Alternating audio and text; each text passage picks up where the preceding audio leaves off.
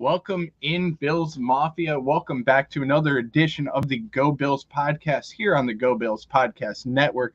I am joined by a new co-host that I have and somebody that is you're going to see later on this week on the Sunday Sit Down series. We have David Johnson here.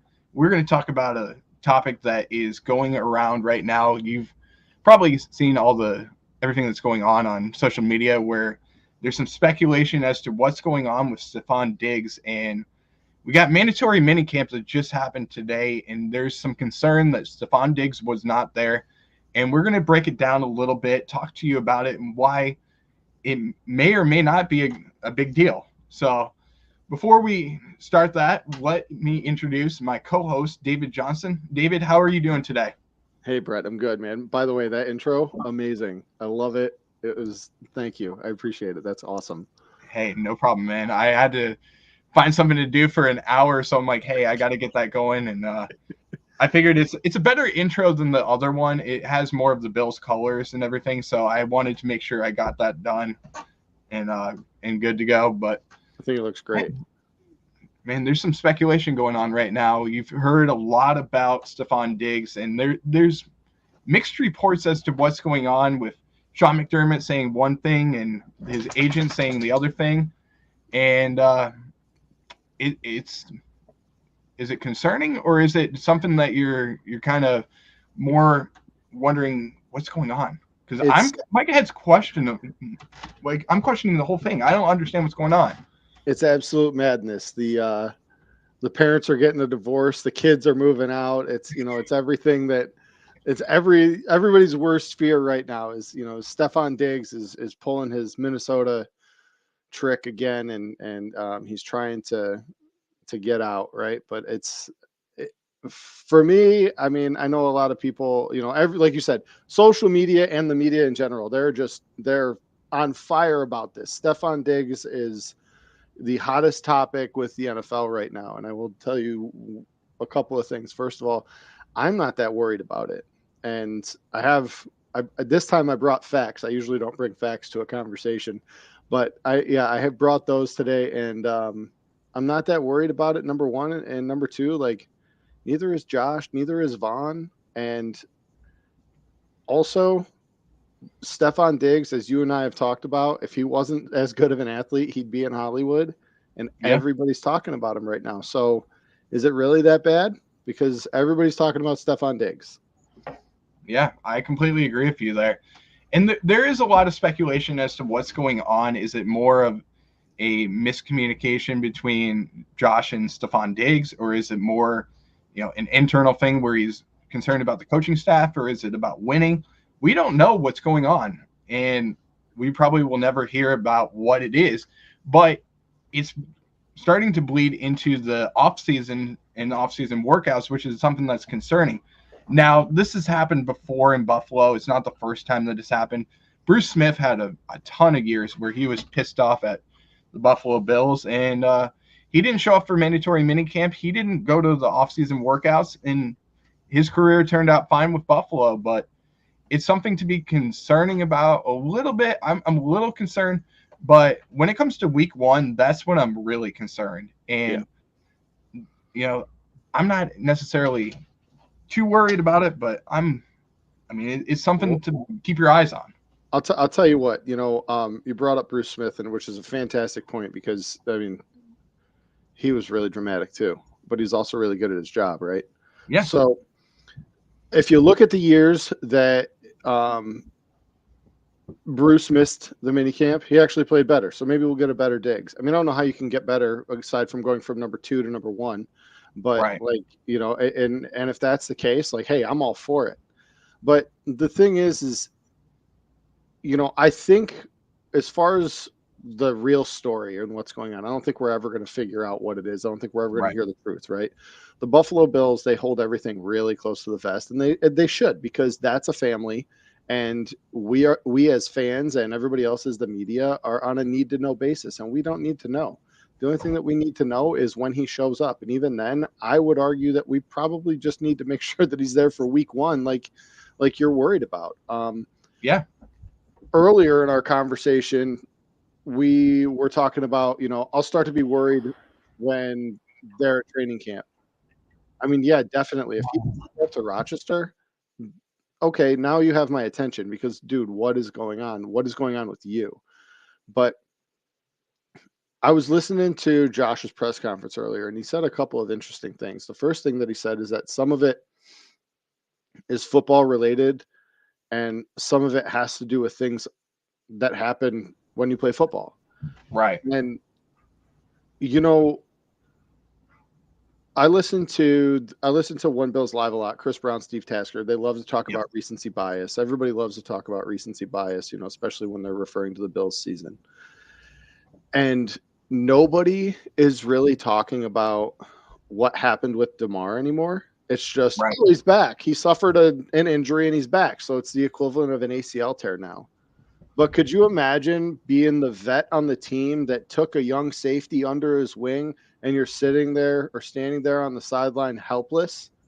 Yeah. Well, this kid's fighting for his life. Like maybe that's part of it. Maybe he was the only one that when it was all said and done, he's like, all right, let's go, guys. We gotta win this. We gotta play this game.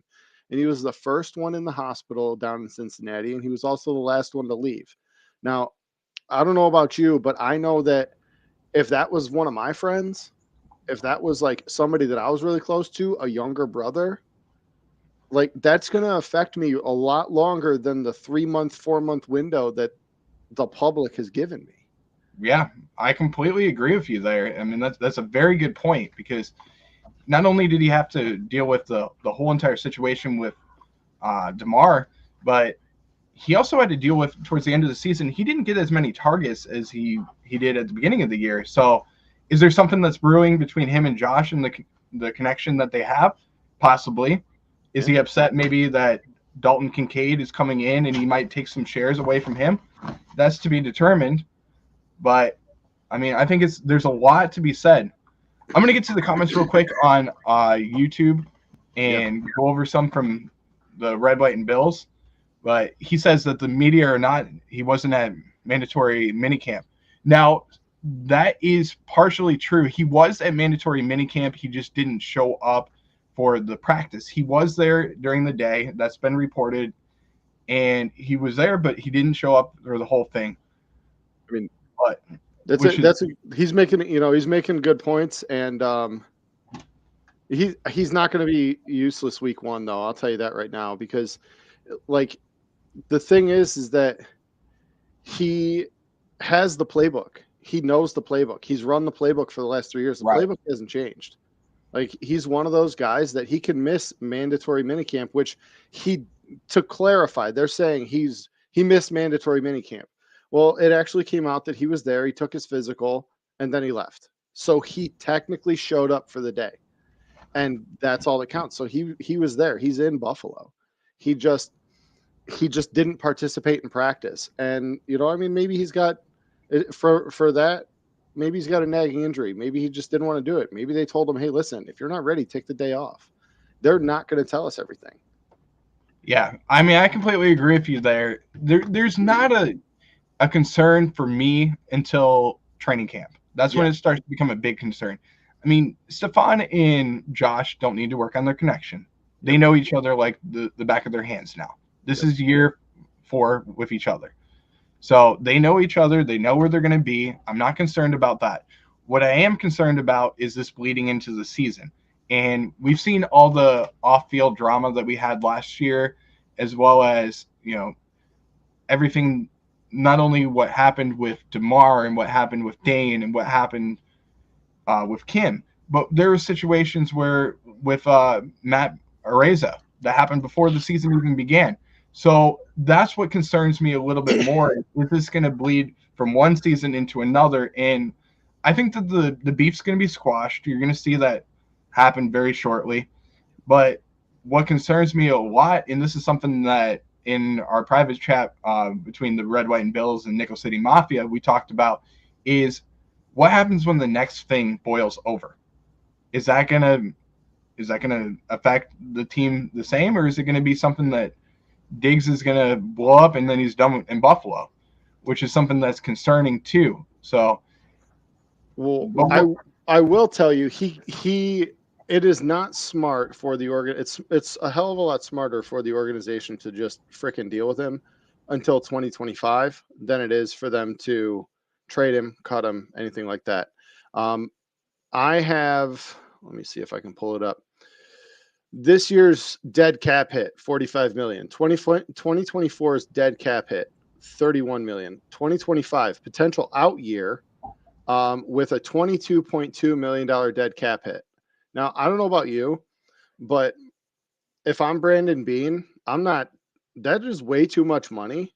And I'd rather just like, hey, can we keep him at bay? Like, yeah, you're dealing with a prima donna, you're dealing with a diva, you're dealing with, the next big Hollywood star. I mean, have you seen the dude model? He's actually pretty good.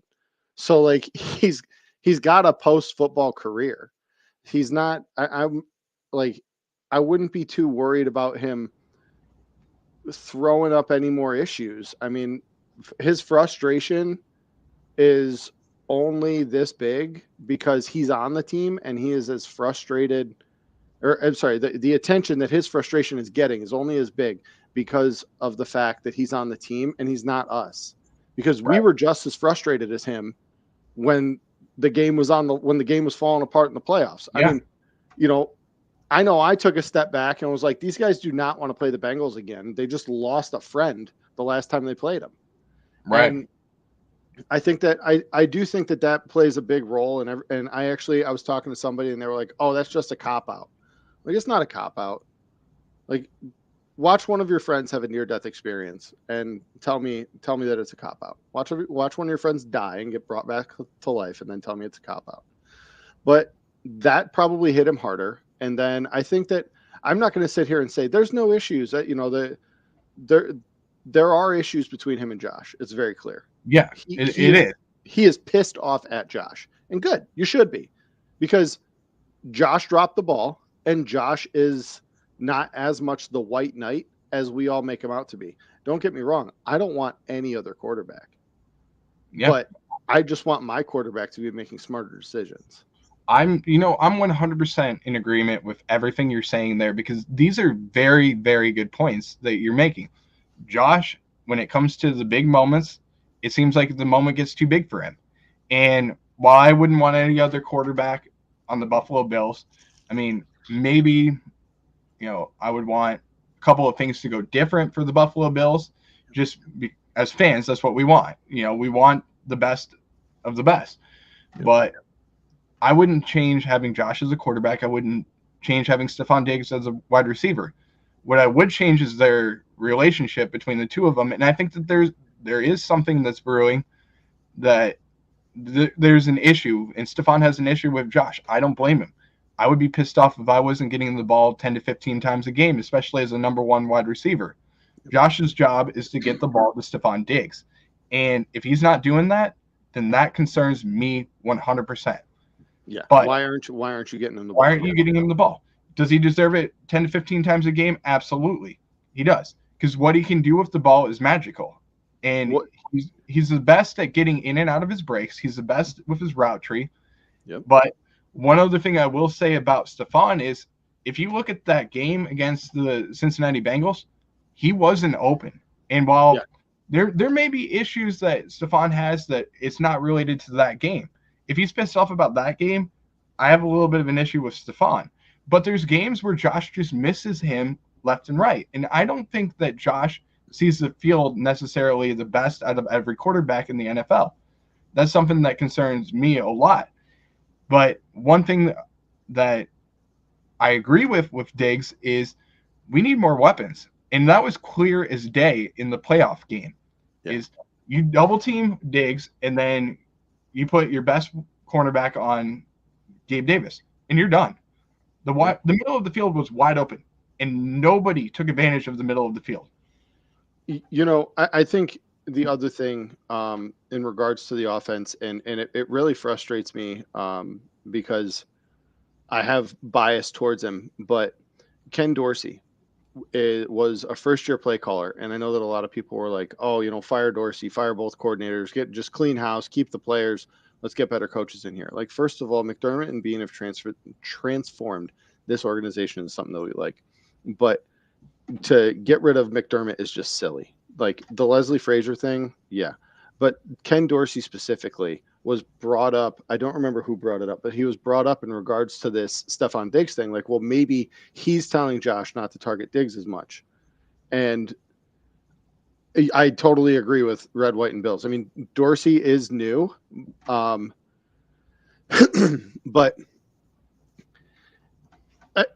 let me comment on that real quick.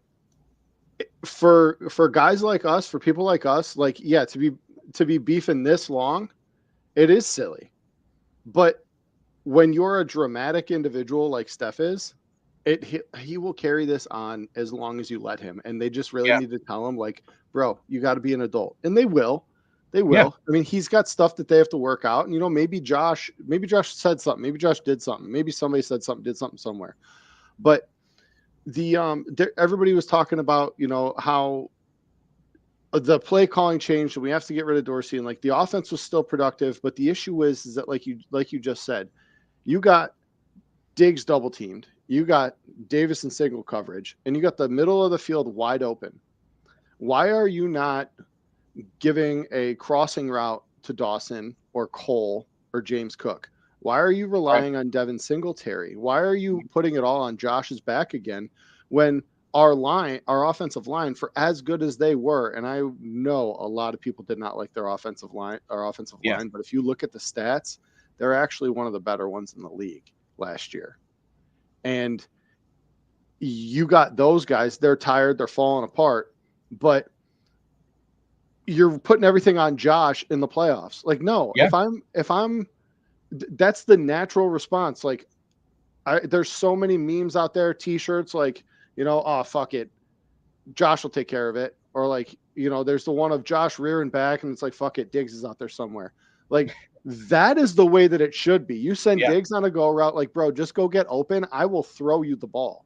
And instead it's very much like, we're going to stick to these routines. And when you have these tired guys, you know, Josh is bleeding from his elbows, his knees, his ears, everywhere. And, you know, Diggs is tired and mentally, emotionally exhausted. Like, yeah, you know, it takes a long time to recover from certain things. And I mean, this is, it has gone on long enough.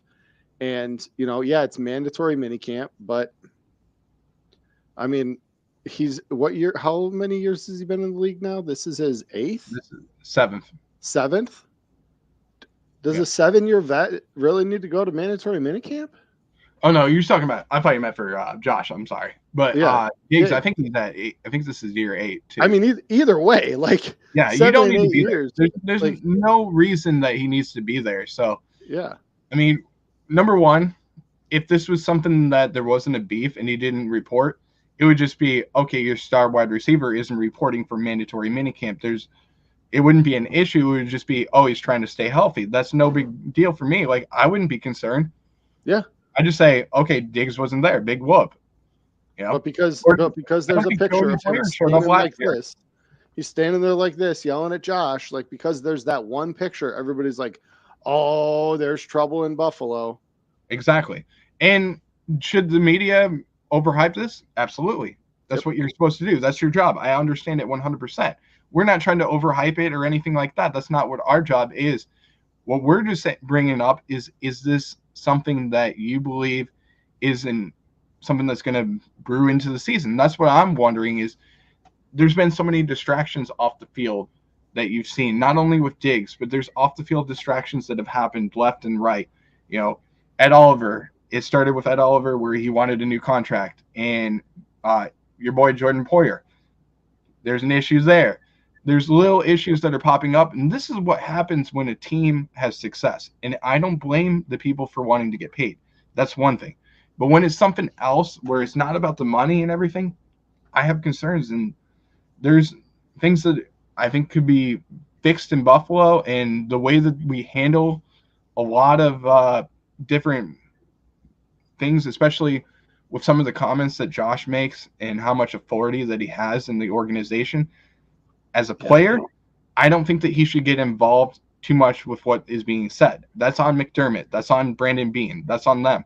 But I will say some of the comments today concerned me from Josh, and I Yeah. don't know if they concerned you too. Um, But some of what he said, in it was more. I'm going to go back to it on my phone, but yeah. some of the Well, concerns that I had with what he said was, it's while you're pulling not that up, it's not just about football, and they will work things out.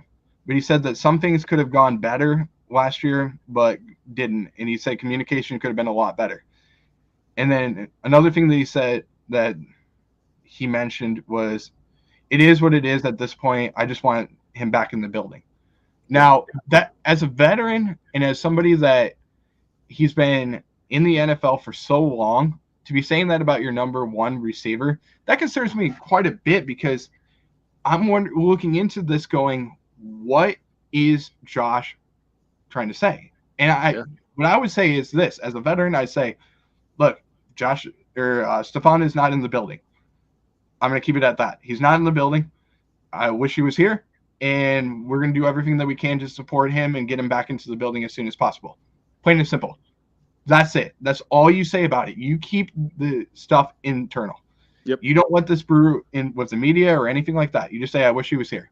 And he did say that a couple of times. He said, "Yeah, we're going to keep that internal" a couple of times. But I think the thing with Josh is, a lot like myself, he's an oversharer, and I think that he just gets in over his head, and like he says something and then he realizes he can't backtrack, and so the next Yeah, question that's a follow up, he's like, "Yeah, we're going to keep that internal," and he's sitting there like, "Shit, shouldn't have said that." exactly. Like, And that's what I'm saying is, you're the leader of the franchise should just say, I'm going to turn everything over to Sean McDermott. He's the head coach. He's the one yeah. that should be making these. You should ask him these questions. That's it. He The shouldn't get thing that involved. I did like, though, speaking of McDermott, is that they asked McDermott, how do you feel about Steph not being here? And he's like, well, it's very concerning. And then they turned around and asked Josh, well, Josh, he said he's very concerned. And Josh was like, yeah, because he's the head coach. Yeah, Like, if he's not concerned, I'm concerned that he's not concerned. exactly. And I Like, agree. that's his job. That's his job. That's what he's supposed to say. But then, as soon as he said that question and everything, he said, I'm not answering any more questions about Stefon. Yep. That's what he should say. Yep. That's plain and simple. You just say, I'm concerned about it. I'm concerned. He's a teammate of mine. I love him. He's a brother. That's it. I But think with how I believe they might be one of the most well-run organizations in the NFL. I I agree. really do. And I think that what they do is, I honestly think kind of what they did was smart. You send out Diggs' best friend to answer the questions about Diggs and what he's doing. Yep. You send out the head coach, and he's like, listen, I'm concerned about him. If you guys want to talk about practice, if you guys want to talk about this, that, and the other thing, that's fine, but I'm not talking about that anymore. And to me, today, that's smart. If they're in Rochester and all of a sudden Steph's still not there, now you have to flip it. Josh has to be the one that's like, listen, he's not here. I just called him. Like, we're working on it. You got to ask coach. And now it's McDermott's turn and it's Brandon Beane's turn. I don't think it'll get there. I don't either. I honestly, I'm going to say this. I expect him back tomorrow. I really do. I do. I think it's more, he's sending a message to the team and everything, and he's saying the expectation should be better than it is. And that's what I believe it is. I think he's going to be there tomorrow. According to his agent, he's been there the whole time. That's where these little hints and everything concern me a little bit based off of what they're saying. And it's like I was telling you earlier, though. Before the thing about his agent even came out, I was like, we were joking around. Like, wouldn't it be something if he was in Buffalo the whole time? Like, we're sitting here laughing our asses off. Like, this would be something if he's there the whole time and they're just saying he's not there. Like, to keep the media train going, because what do opposing teams love? Opposing teams love dysfunction in the locker room because they think that you're not going to be efficient on the field come game time. But what do they hate? They hate pure unity, like what we've seen out of that organization. And, especially what we saw last year with all of the extra stuff that they had going on.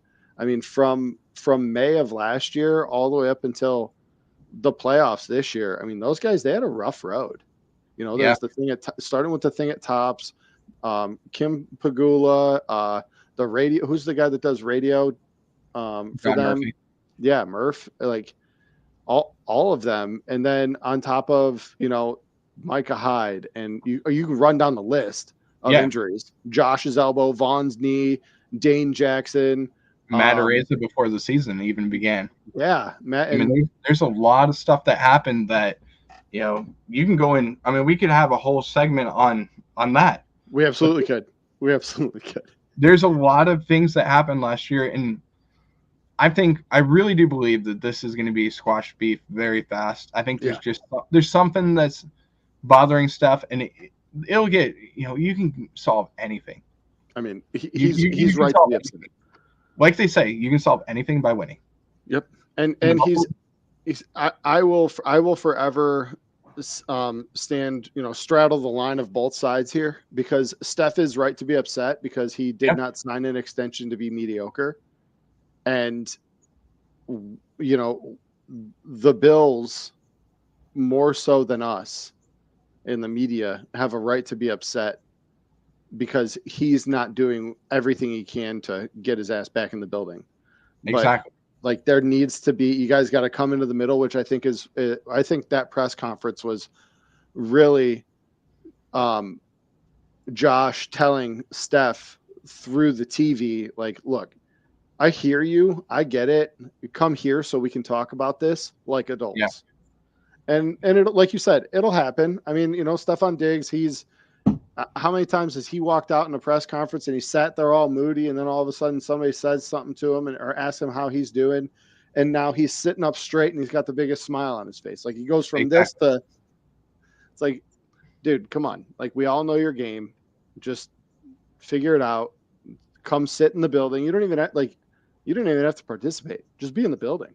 Exactly. If he just showed up for mandatory minicamp, like I said before in the last show, if he just showed up and didn't even participate, he was there and he was just on the sidelines, I'd be okay with it. I wouldn't have an issue with it whatsoever. But what concerns me about this is it's a beef between two stars on the team. Two guys that, we're passionate about, we love and everything. And I know Bills Mafia, I'll say this right now. Every single one of us wants Stefon in the building. Yep. Every single one of us does. Now, some people may say that we should trade him, blah, blah, blah. Let's not get into that speculation of what we should do, because you cannot trade Stefon Diggs this year. That's not going to happen. You can't trade him. I saw that, was it Red, White, and Bills said we should trade him in 2025. Yeah. That cap hit, the 2025 cap hit, is potential out year is 2025 with a $22 million cap hit. But if they hold on to him, it goes up to $27 million. And that's right. That's the regular cap hit. The dead cap hit is $22 million. You're better off waiting until, just riding it out, because 2026 is 13 and 2027 is 4.5. And, like, I mean, I don't know how old everybody that, follows us are, but I unfortunately am old enough, and fortunately enough, I'm old enough to remember all 4 Super Bowls vividly. And I'm also old enough to remember that I was afraid that the Bills were going to break up, as I put it as a young child, because Thurman and Jim were fighting. Yeah. They went on, took 4 Super Bowls, and, like, received death threats from this. But if these guys go to 4 Super Bowls, like, in a row, this team, and they don't win, I'm still happy, because you went 4 times. And I think that I get what everybody's saying. Like, dude, get your ass in the building. But I don't think we're at the stage of sound the alarm yet. Now, let me bring up a good comment. This is from Red, White, and Bills. He said, not this one, but it's the next one. He's a captain and a leader on the team. This isn't what a leader does. And I agree with that to some degree? Yes. Do I think there should be some repercussions for not showing up for mandatory minicamp? I do. I think that there should be something that happens. Do I think that he should lose his captain rights? That's to be determined. No. I mean, that's something that if he squashes the beef and everything, and it doesn't bleed into training camp, then I don't think he should. If it leads into training camp, then absolutely I would revoke his captain's status, but there's guys on the team that are going to be captains. You got Josh is going to be a captain. You got Micah. You got Jordan. You have Vaughn as well.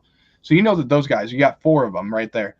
Maybe Tyler Bass is going to be another one. That's another guy that could.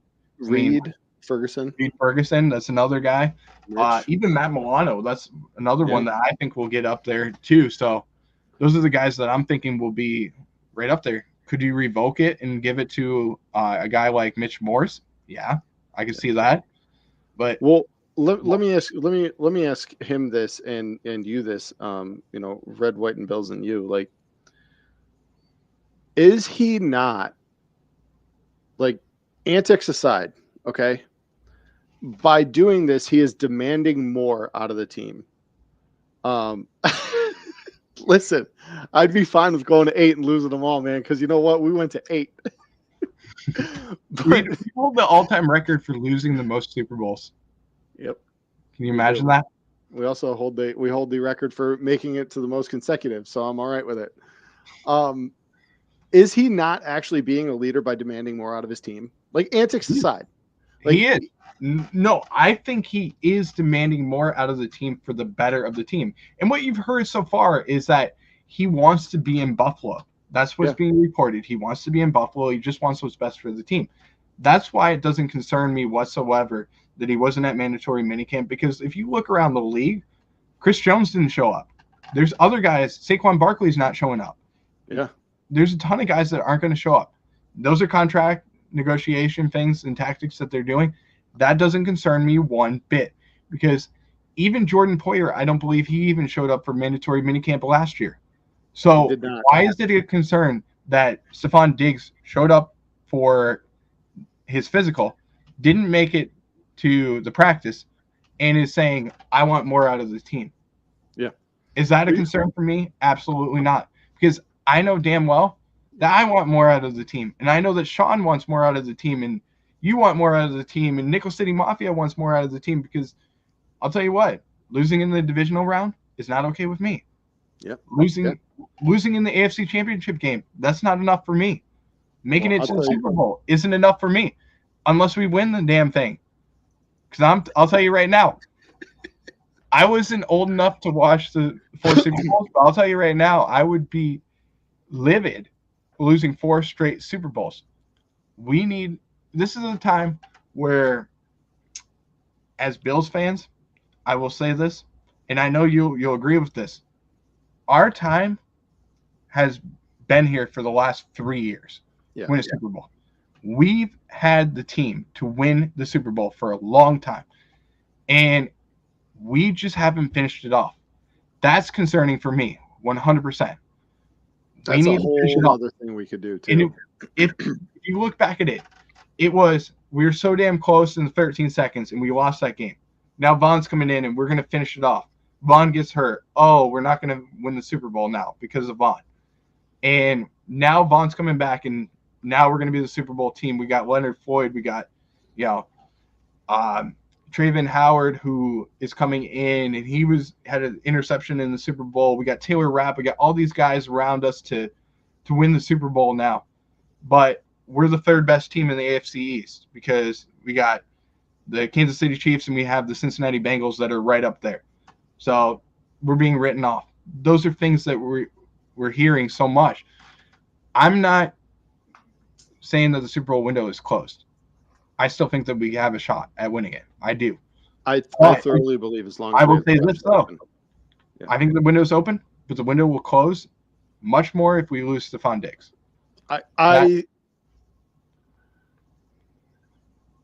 I could argue for and against that pretty easily, for and against your point. I think that guys like, let me see what this says. It's hard to say because I don't think this is demanding more from the team. If he did, he would be there holding them accountable. Well, yeah, but he not holding, like, he really is holding them accountable. Like, hey, Steph, why aren't you at mandatory minicamp? Because you guys blew it. Because you guys didn't put in the effort when the effort was needed. Yeah. I completely agree. they did. He was double and triple covered when it mattered. Yeah, he was in triple coverage. There was times, but if he's triple covered, then somebody's open. You know damn well somebody's open. Yep. There's 10 other players on the team, and there's got to be somebody that's open. That's what concerns me. The problem is that with the progressions, and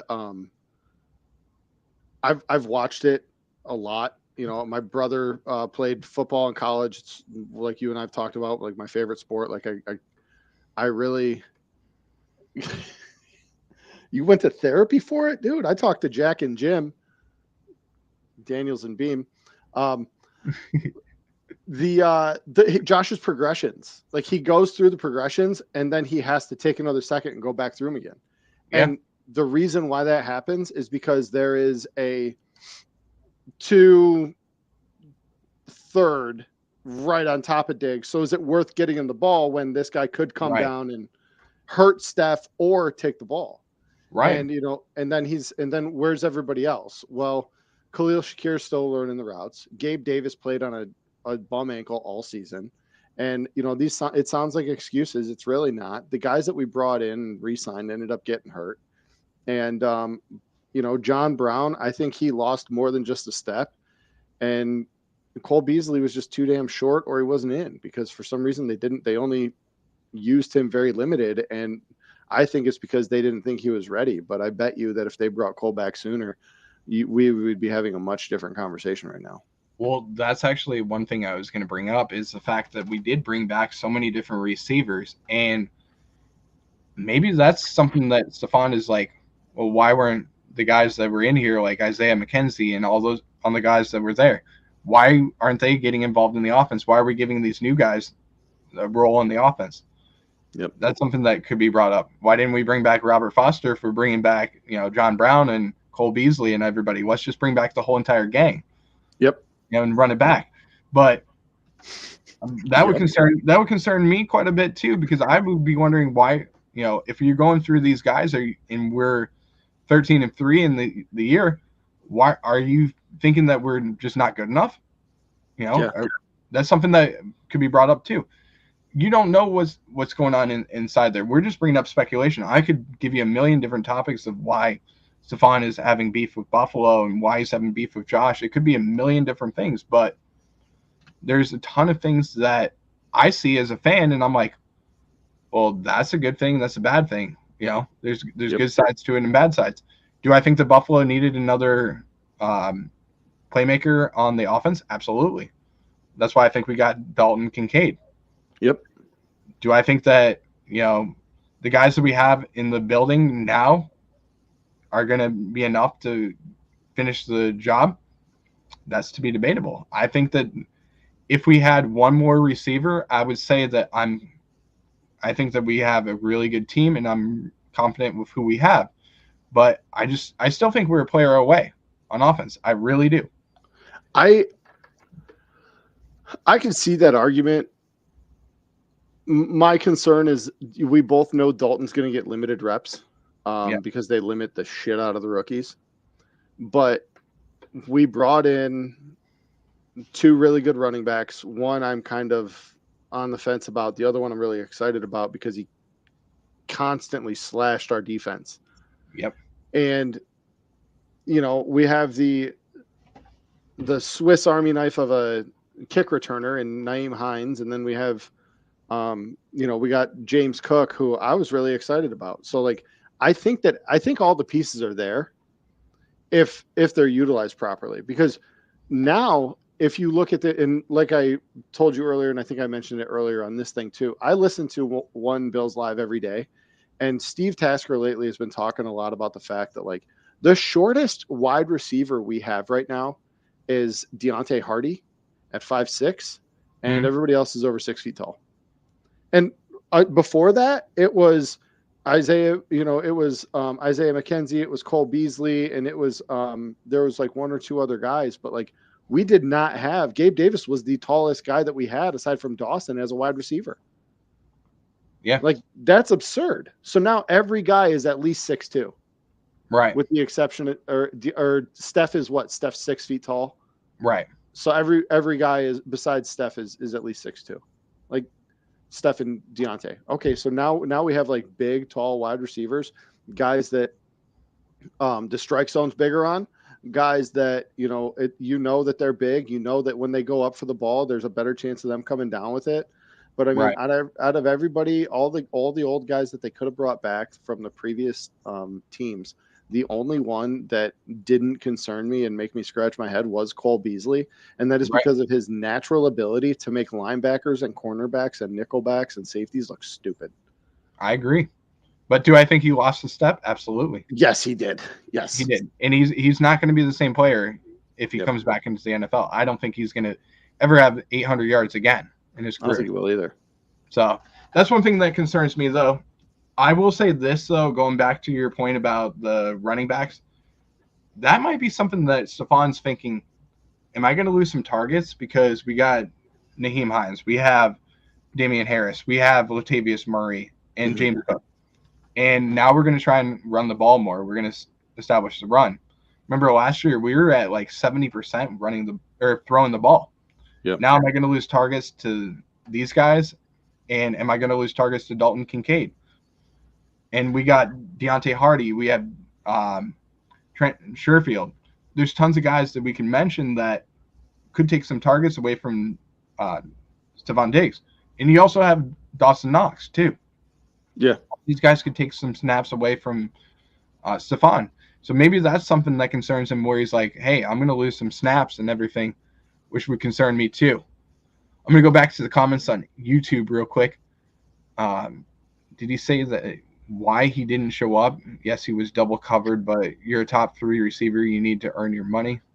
I agree with that. And if it wasn't working, it's on Dorsey to game plan around that. And I do agree with that comment too. I do think that with Ken Dorsey being a first-year coordinator, that's something that concerned me too, is I think that he's going to get better. I don't think that necessarily he's going to be as bad as he was in his first year. And I do think that he was pressing the ball down the field way too much. I agree with what he said about the long ball too. I think he was trying to press the ball down the field too much. And I think that's something that he's going to look back on and go, damn, I pressed the ball down the field too much. I didn't see that, the middle of the field was wide open on these plays. Now let's have the middle of the field wide open for Josh so we can hit the ball to Deontay Hardy in the middle and he can get some yards after the catch. And that's why I think we went after Dalton Kincaid, is because they're going to try and fit him in the seam and let him do the dirty work and be the Travis Kelce that we've needed on our team for so long. Yeah. I think a couple of things. First of all, it's really hard. It is really hard if you're at 6 feet or under to pull a ball in and you're double covered. Like it's just, it really is. I mean, because you're fighting against guys that are your size, and wide receivers are typically smaller than defensive backs. The other thing that I would say is, whether or not it's going to take targets away from Diggs, I don't think so, because the more weapons you have on the field, the more the defense needs to cover. And that's the goal. If you want to double team Stefon Diggs, he's still going to get 1,000 yards next year. He's still going to get at least 8 touchdowns next year. But now we have another guy that's probably going to do the same thing because you're so worried about Stefon Diggs. I agree. And now, does Diggs have a tough matchup this year with the number 1 cornerbacks overall? Yeah. You look at who he's got to go up against this year. There's a ton of guys that he's going up against. You got his brother in the Dallas game. You have Sauce Gardner for twice this year. You have Xavier Howard or Jalen Ramsey that he's going up against twice this year. I'm not worried about that one. I mean, that's debatable. But Jonathan Jones too. He's going up against Jonathan Jones. There's a ton of guys that he's going up against. Now, he's got to be at the best of his game overall. He's got to be able to get with all those guys. And there's other teams that we're playing too that, I mean, there's a list of guys. I didn't even mention all the teams that we're going up against. There's a ton of matchups that he's going to have where it's going to be very tough matchups overall this season for Stefon Diggs. Now, can he get to 1,000 yards? Absolutely. I think he will exceed 1,000 yards. I think that he will get closer towards I would say right around 1,400, 1,500 yards this season. I hope so. And that's a great number for him. I think that he will be right up there. In a 17-game season, that's less than 100 yards a game. Yeah. I think he can easily do that. Totally possible. I think, I mean, I would love to see him average 100 yards a game. I absolutely would.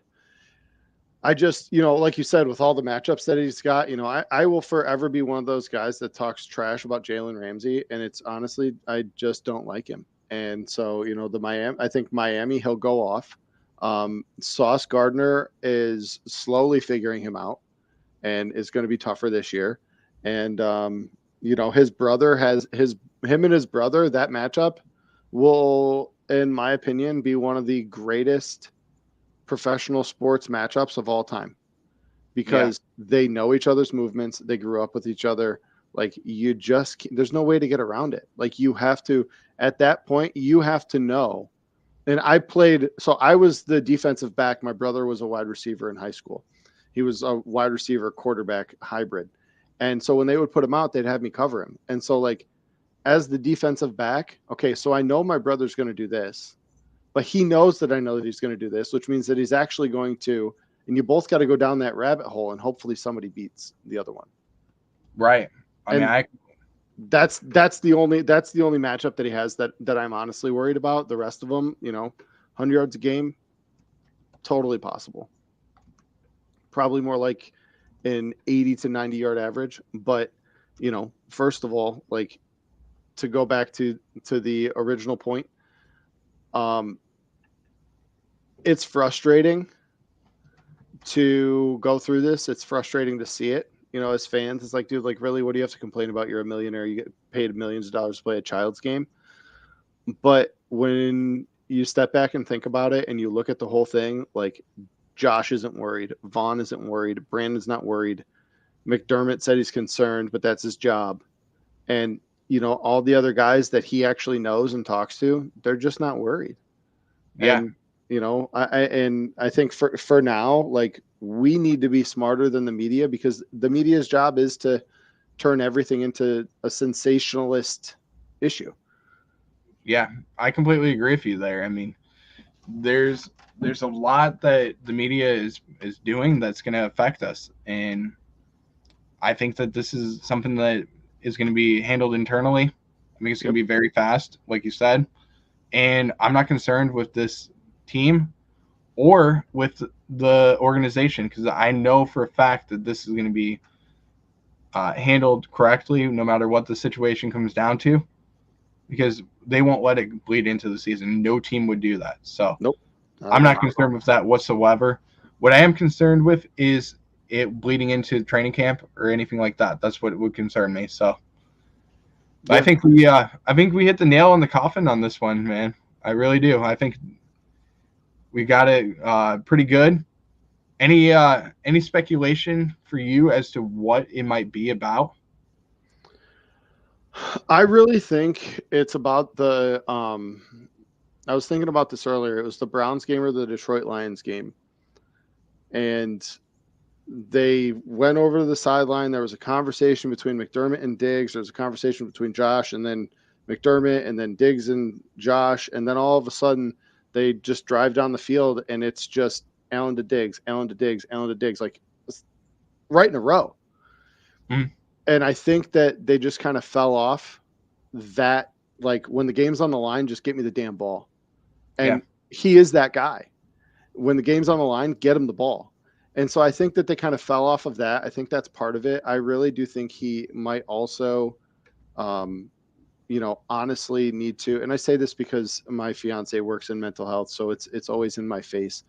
But I really do think that he needs to take that seriously because I think that the DeMar Hamlin thing's still screwing him up. Could be. Very well could be. Other than that, he's just practicing for Hollywood. That could very well be. I mean, we don't know. Let me go with this comment real quick. From Nickel City Mafia. We will all be mad tomorrow that we spent a day talking about this because it will be resolved soon. And that very well could be. I mean, I know that, like I said, I think it's going to be resolved tomorrow. I think he's going to show up. And it could be that he just, he's just sending a message the first day. That's it, and then he's coming the second day or third day. Very well could be.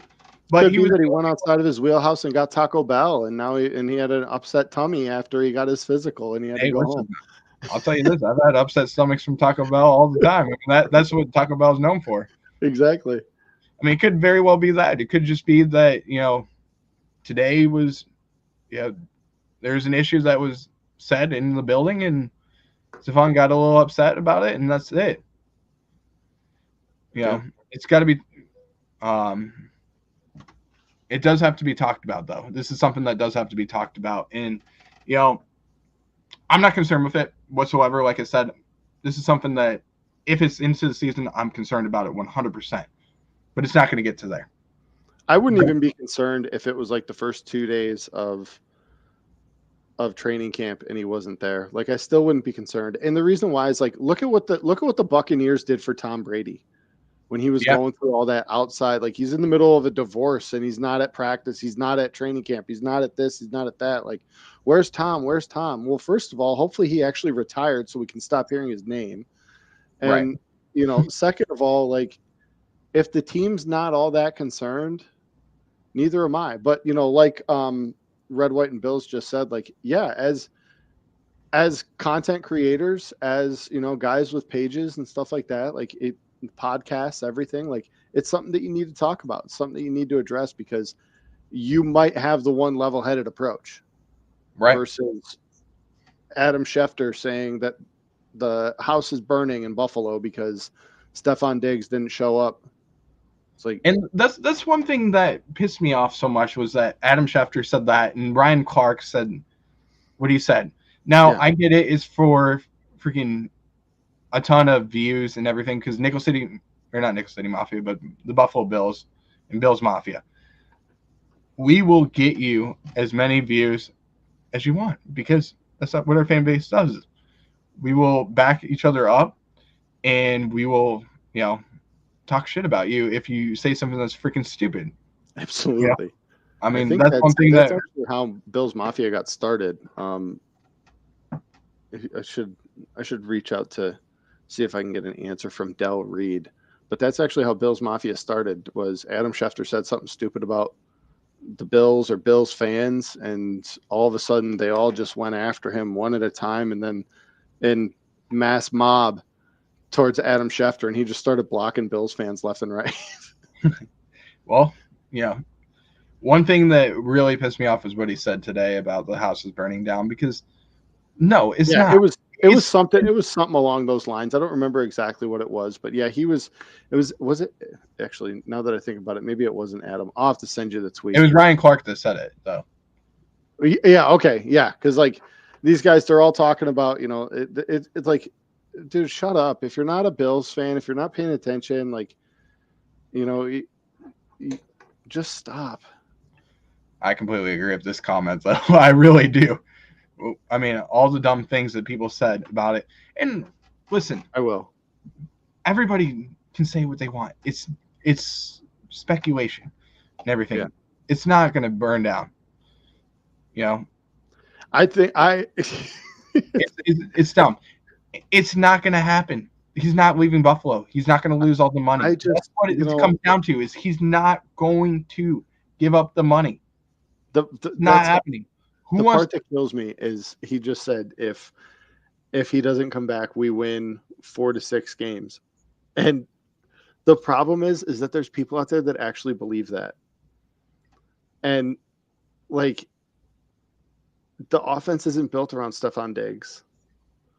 Yeah, I can 100% agree. And this comment too, this is a really good point. They're saying that because they want the Jets and Dolphins to win the AFC East. Yes. They're trying to magnify the issue. 100%. That's what it comes down to 100%, is the fact that the Super Bowl champion New York Jets are being talked about so much. And now they want, because we talked about Buffalo for so long, let's shit on them again. Let's go back to the old days. Like, when we were in the drought, what did we have? The whole entire time we were in the drought, we were shitted on the whole entire time. That's what it came down to. And now, because Buffalo had success and everything, then let's just talk shit again. Yep. Yeah. So, and I agree with you. And they, now that they got McDaniel in Miami, he's right. Now that they got Aaron Rodgers in New York, he's right. And they want that story for Aaron. But as much as I am I'm an Aaron Rodgers fan. Minus the drugs. But they want him to win and they want him to do it. But he is just the next Brett Favre. He's going to fizzle out. He's going to end up being in a whole bunch of trouble. It's going to be one of those things. And, the Buffalo is doing everything that they can to make sure that Stefon Diggs does not end up like an Aaron Rodgers. Yeah, completely agree with you there. And, I understand the hype that they're giving him. I get it 100%. Yeah. They deserve the hype. Yep. Give it to them. Because I'll tell you what, we play better when we don't have the hype on us. Put the fire hose on all of them and leave us alone. Exactly. I'm happy with it. I love it. It's like, David, I'm going to wrap it up real quick, bud. Yeah. I do think this is nothing. I think Bills Mafia, you should stay relaxed. Don't worry about it. Nothing's bad's going to happen yet. Let's wait until training camp. Let's wait and see this thing out. Let's let everything be squashed and then go into the season with a clean slate. And this is off-season stuff. It's not. I totally agree. It's off-season stuff. Still very early in the process. So let's just let this thing play out, and we'll get back to it at a later date. And we'll have another video coming out about how this was magnified so much, and it was embellished so much that it's going to be nothing. So that's going to be the next story that we'll cover after in the season. I can't wait. David, thank you so much for coming on the Go Bills podcast. I really do appreciate you being on here again this is the second time today that you've been on. I know the first one, our show that we pre-recorded for the Sunday Sit Down, that's coming up very shortly. On Sunday, we'll have a premiere event that we're going to do for that show. And we have a few other shows that we're going to have this week too. Don't forget to go on to our channel on our website, and you can see all the upcoming shows that we will have. We'll have some special guests coming on this week, so I can't wait for that. And that's going to be a great show. But don't forget to like, subscribe, and follow us on all social media platforms. You can find us on YouTube, Instagram, Facebook, TikTok, and Twitter, as well as that website, gobillspodcast.com. And the Sunday Sit Down show, Sean, just to let you know, that will be going live on Sunday, not Tuesday. It was pre-recorded, but the shows go on to our page on Sundays. So that's a good point that you made. But we pre-recorded them just in case that something goes wrong, like we had some connectivity issues and stuff like that happened last time we did the show.